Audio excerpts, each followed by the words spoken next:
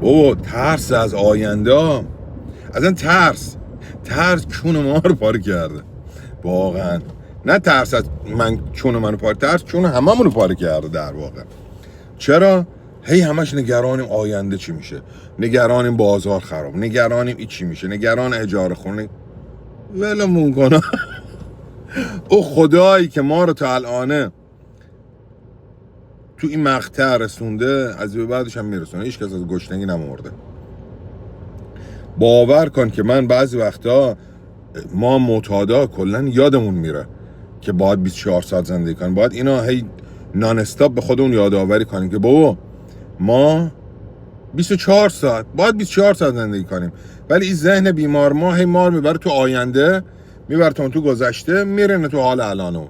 ما باید 24 ساعت هی 24 دفعه به خودمون یادآوری کنیم که ما زندگیمون خیلی کوتاهه. ما برای 24 ساعت زندگی میکنیم. ما برای 24 ساعت وقت داریم که پاک بمونیم. گور بابای آینده. ماها که نباید نگران باشیم که بده کاریم. او طلبکارا باید نگران باشن که از ما طلبکار. و الا دیگه موافقیش پشمه.